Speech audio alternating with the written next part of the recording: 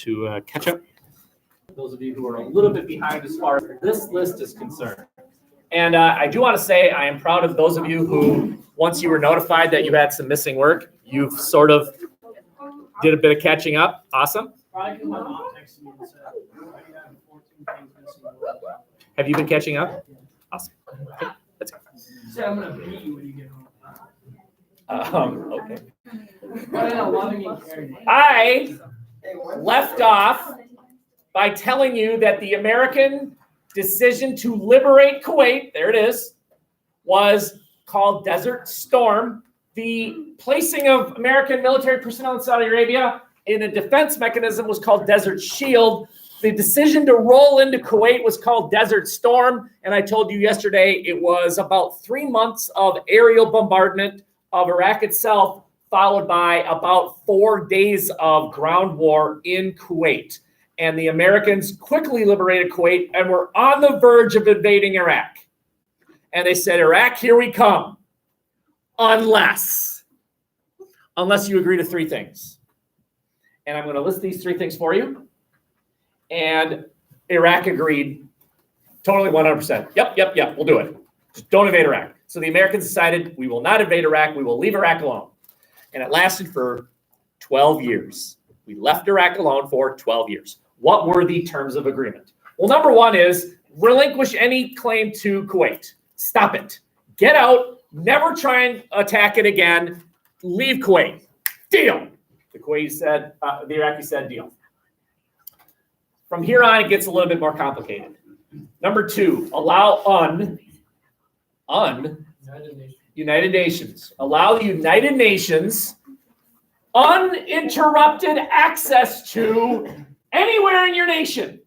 Anything, any building, anything. If a United Nations team of scientists, and they're scientists, arrive at a building, let's say this school, and say, we want to look inside that building, you do not have permission to say no. Any military operation, anything. The place where Saddam Hussein rules, any secret room, you have to let us look. And what are they looking for? Nuclear weapons. Nukes. Biochemical weapons. Biological. Well, chemical. There it is. They're known as WMDs. WMDs, weapons of mass destruction. Not included on this list, but should be my arms. Illegal in 9 states. Check that out. What are those states? Is the rest of your body illegal in the United States too? Nope, perfectly legal. Just not my arms. Because I'm on call for this. nuclear, chemical, biological. There was evidence that Iraq had a chemical weapons program. The U.S. knew that they at one point did have a chemical weapons program because they actually used those weapons to put down rebellions in Iraqi history. So the U.S. knew at one point you did have them. Do you still have them? Do you have any nuclear weapons ready material? You and I live within an hour of a nuclear power plant. Now, what I think what's going on in some of your heads is you're thinking, gee, that's where the nuclear missiles are. No, nuclear power plants are not nuclear missiles. Missiles are bombs. A nuclear power plant, all a power plant is a nuclear power plant is a way to generate heat. Some power plants say we need heat, so we'll burn coal. And they generate heat. You make heat to make steam. You make steam to turn the turbine inside. You take metal and you spin it inside of a magnet, and electricity. And nuclear power does it much more cleanly than coal. And so there's the Pine Island nuclear power plant.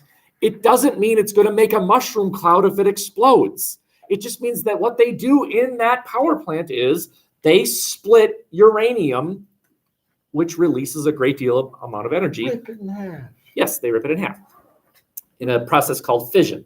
Okay, there's another process called fusion, but right now it's not humanly possible to do it. Maybe someday, but fusion is also nuclear power. The thing is, if you put that in a bomb, it makes a really big boom, okay? Does Iraq have a nuclear weapons program? Does Iraq have chemical weapons? Chemical weapon is, imagine World War I, mustard gas. And actually, with the Germans, fun little fact about World War I. Did the Germans use mustard gas? So did the French. The difference was the French won. So you lost, you're guilty. But the Americans use shotguns, and that's a war crime. Okay. And the other thing is, the little known fact is actually mustard gas was not the biggest violator of, you're doing your blue book?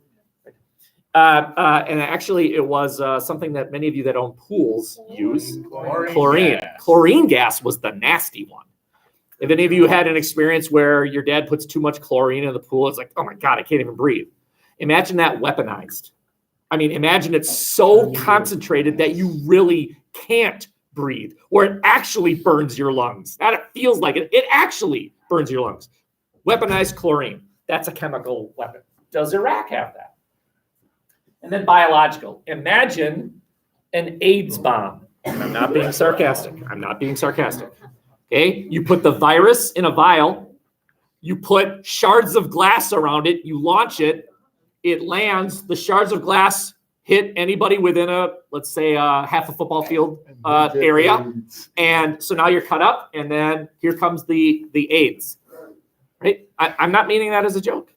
Why did you have to call it an AIDS bomb? I just picked a disease, and because it's highly, it can be highly contagious. Does Iraq have any sort of biological weapons program? No country on earth is allowed to have a biological weapons program. Right now, is smallpox is an example, smallpox, which has been eradicated, but the U.S. has a stash of it. The reason the U.S. has a stash of it is in case it becomes a thing, you need the virus to develop a vaccine. You got to save it so you can develop a vaccine. What if the U.S. weaponized it? Weaponized disease. Okay, does Iraq have that? So Iraq agreed to this, agreed to it. Now, whether they will honor the agreement is a different question. They agreed to it. And then number 3 is these 2 black lines. Iraq was divided into thirds. Iraq was not allowed to fly any military aircraft in the northern third or the southern third of their own nation. No aircraft, military aircraft, allowed in your own nation, up here or down here. And I'm wondering if you can figure out why. What's going on? And the answer is right up there. Do you see it? Bodie, go ahead. There's, well, the populated area, like Kurdish and whatever Iranian supported Shia. Yes. Okay, very good. You're exactly right. Okay. To the north of Iraq is a group of people called Kurds. The Kurds also populate Syria, Turkey, and Iran. It's just that there is no such thing as Kurd land. Kurdistan? It doesn't exist. That's like the easiest one. After World War I. Is that where cheese curds come from? No. Not quite. After World War I, the decision to not award the Kurds their own nation was made. Instead of being their own nation, the Kurds were divided into a number of different nations. The thing is, they want to be their own nation. And so what the U.S. was doing, playing a little game here, is what the U.S. was saying was, hey, Kurds, rebel. They can't stop you. Go ahead, rebel. They won't be able to stop you because they won't be able to fly any military aircraft into the area to stop it. Now, the U.S. never said that. How well did that work out? It didn't. But what the U.S. was doing was saying, hey, Kurds, wink, wink, they can't fly any military aircraft into your area. Wink, wink, nod, nod. Okay? And same thing in the South. The South is populated by a group called the Shiites. Iraq was you don't have to understand what this means yet, but Iraq was a Sunni-ruled country. Sunni. If you're not Sunni, you're Shiite. Careful saying that word. it again appeared to be an attempt by the US to encourage the Shiites, a group of people called the Shiites, to rebel. And basically, we told the Iraqis, you cannot stop any sort of military incursion. You cannot fly anything in there. Now, could it be ground troops? Sure, but no aircraft. Deal. So they agreed to all three. This was in 1991. 1991. Whatever. And this went on for 10 years. For 10 years, the U.S. enforced this by escorting UN scientists anywhere in the nation, and they would inspect a building, or sometimes they would be stopped. The Iraqis would say, oh, you want to search that building? No, don't search that building. Why don't you search that barn over there? And the UN scientists would say, no, because we want to search that building. And the Iraqi would say no, and then the US military would show up and they'd say, okay, go ahead.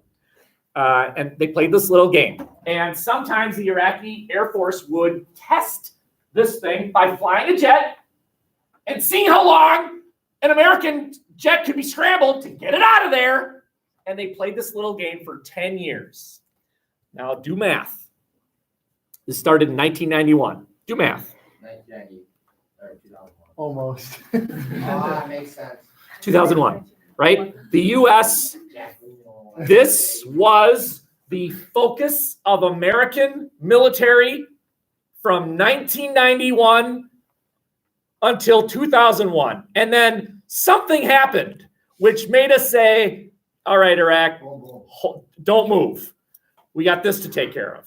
So we shifted our eye off of Iraq to something else. Then what happened in 2003? Which when we took our eye off of Iraq and focused on something else, that's when the Iraqis started reestablishing what they considered to be sovereignty over their own nation and sort of violated these things. But the U.S. was too busy doing something else so that this wasn't the focus of American concern for a little while.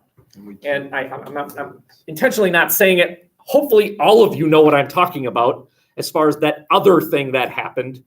But I'm not going to say it just to play this silly little game. You're just like Question. Iraq playing all these I games. just have a personal opinion. Why is Iraq dumb enough, anyways, in my eyes? Why would it's not like you mess with someone that's stronger than you. You know what I'm saying? So I think you're actually asking a pretty good question. If a UN inspection team comes up to a building and says, we would like to inspect that building, why would you say no if there's nothing in it?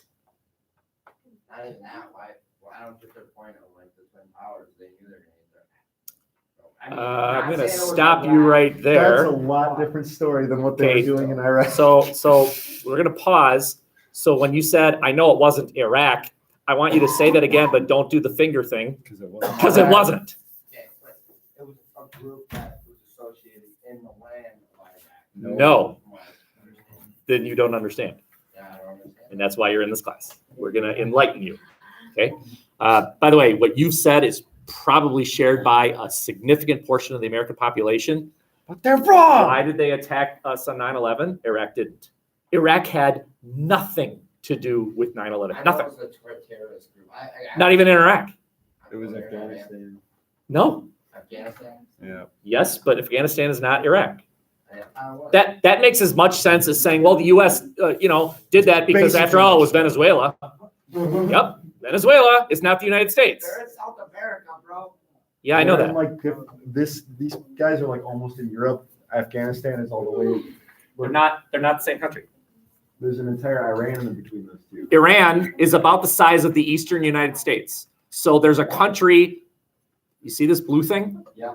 It's about the size of the eastern United States. If you just take that little part right there. I mean, it's not the same country. It's not the same country. Okay, Where's Afghanistan?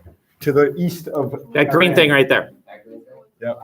So I mean, again, think about your logic. Your logic is, well, they're close. Well, Germany and France are right next to each other, They're basically the same. but they're not the same people at all. No, At all. Okay. That's right. That's why you're in this class. Okay. Very good. I'm done. I used to think Iraq and Iran. All right, I gotta turn in my first stream presentation. Again, I'm going to suggest that no, because if they